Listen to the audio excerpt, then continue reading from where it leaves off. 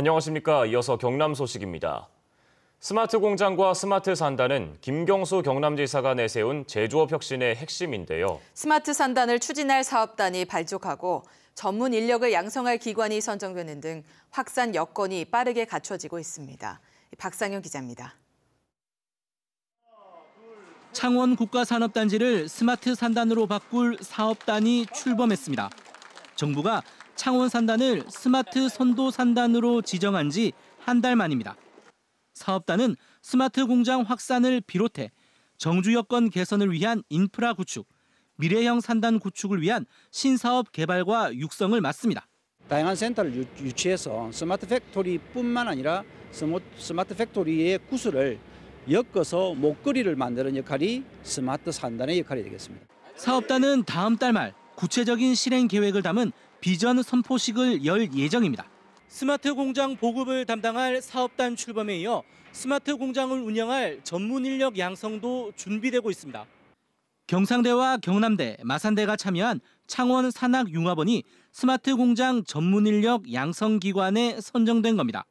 산학융합원은 실제와 같은 스마트랩을 마련해 지능형 기계와 방산, 정밀 기계 등 창원 산단 주력 분야에서 설계와 구축, 운영, 컨설팅을 담당할 전문 인력을 교육합니다.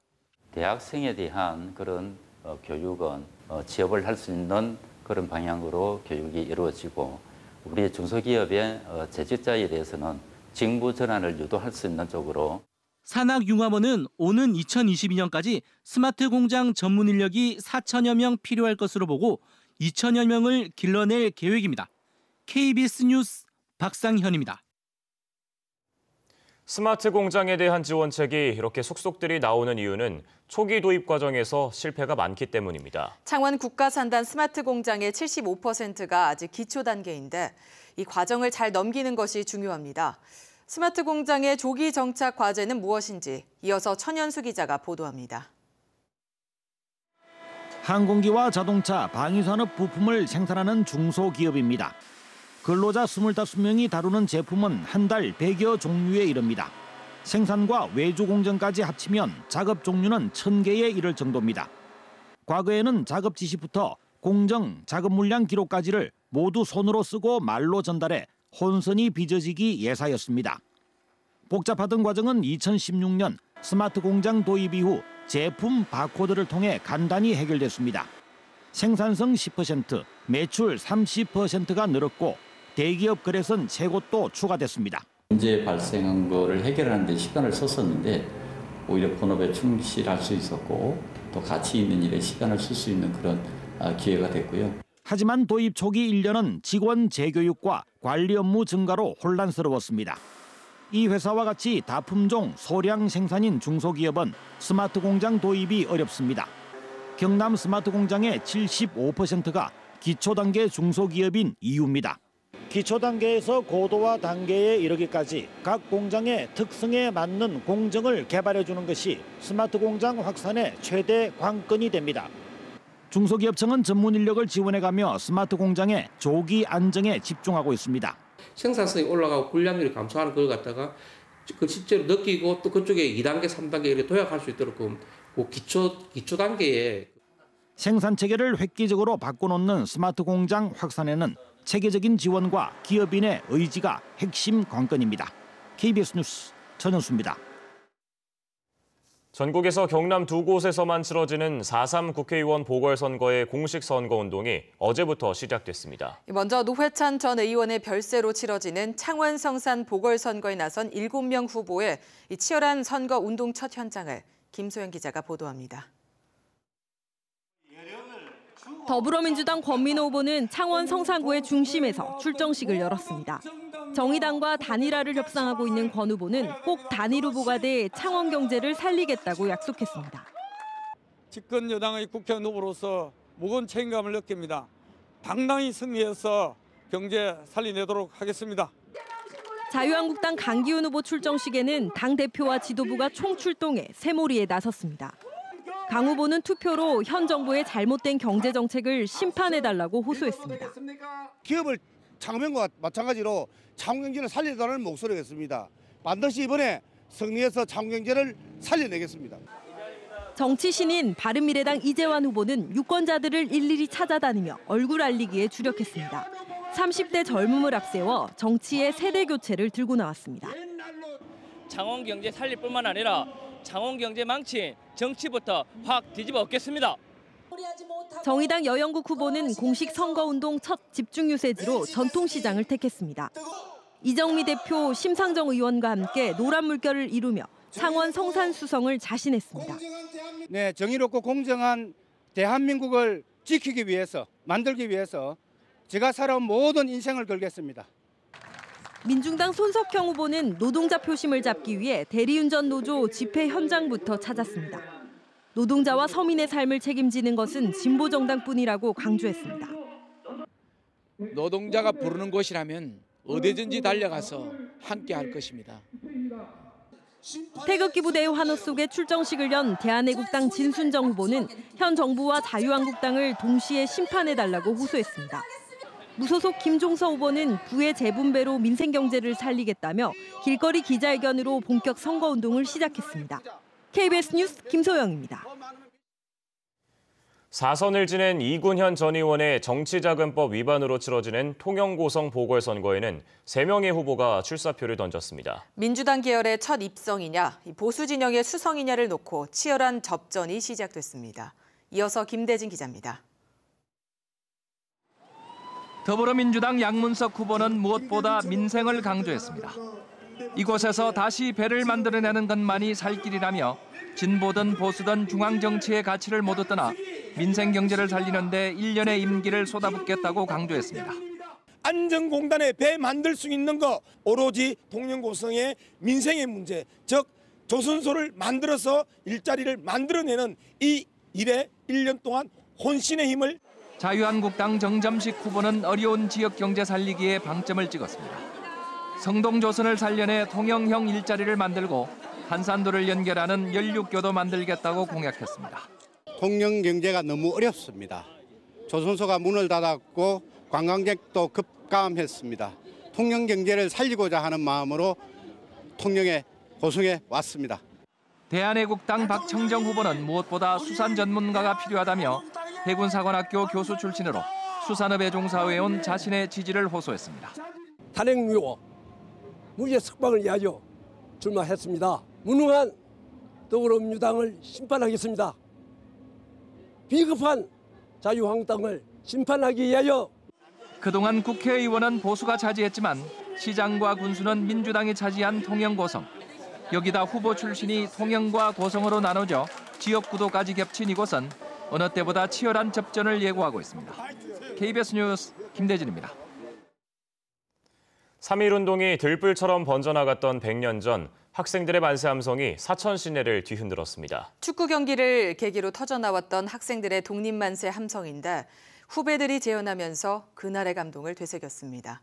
보도에 최세진 기자입니다.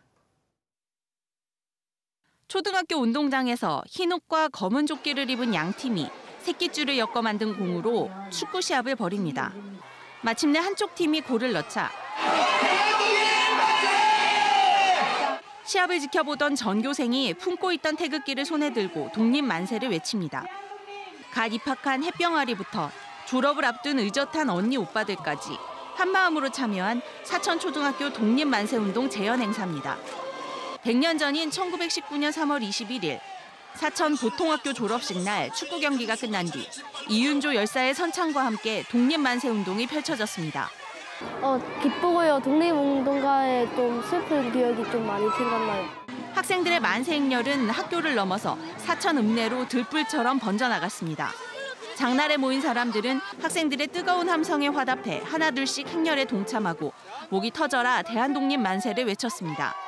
할 때 힘들었는데 선배들이 얼마나 힘들게 운동했는지 알 것 같아요. 사람들이 우리 소리 듣고 나와가지고 보고 있어서 기분 좋았어요. 당시 만세운동을 주도했던 학생 황순주, 박기현, 김종철 열사 등은 모진 옥살이를 치러야 했습니다. 그 선조들의 선배님들의 정신을 우리 후배들에게 물려주어가지고 향후 100년 후에도 이러한 행사를 할 수 있고 100년 전 목숨을 걸고 독립만세를 외쳤던 초등학생들의 나라사랑 정신이 오늘날에도 귀중한 가르침이 되고 있습니다. KBS 뉴스 최세진입니다.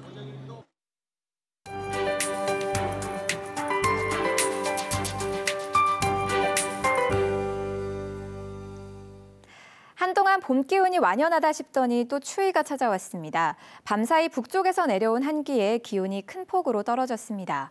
오늘 아침 창원의 기온은 4도로 어제보다 10도가량이나 낮게 출발하고요. 찬바람의 체감 온도는 이보다 2도 정도 더 낮습니다. 옷깃을 다시 단단히 여며주셔야겠습니다. 주말인 내일과 모레도 추위에 대한 대비를 해주셔야겠는데요. 찬 공기가 더 깊숙이 파고들면서 기온이 조금씩 더 내려갑니다. 내일 창원의 아침 기온은 3도, 모레는 1도까지 내려가겠습니다. 하늘은 내일 잠깐 흐려지면서 서부 내륙으로는 비나 눈도 조금 내리겠고요. 일요일에는 다시 맑아지겠습니다. 연일 찬바람이 불어드는 덕에 공기는 깨끗합니다. 현재 경남 지역의 미세먼지 농도 보통 수준 나타내고요. 내일까지는 이 수준을 크게 벗어나지 않겠습니다. 현재 위성 영상 보시면 경남 지역으로 구름이 많이 지나고 있습니다. 이 구름 탓에 지금은 흐린 모습 보이고 있지만 낮부터는 구름이 걷히고 맑은 하늘이 드러나겠습니다. 현재 기온은 어제보다 대부분 10도 이상 낮은 모습 보이고 있는데요. 동부 지역은 5도 안팎에 머물러 있습니다. 낮 기온 역시 14도 안팎으로 어제보다 6도가량이나 낮겠습니다. 경남 서부 지역은 현재 기온 함양과 거창 2도, 진주가 5도에 머물러 있고요. 낮 기온은 거창과 산청 12도로 예상됩니다. 오늘 해상에는 동해남부 먼바다에 풍랑주의보가 내려진 가운데 물결이 최고 4m까지 높게 일겠습니다.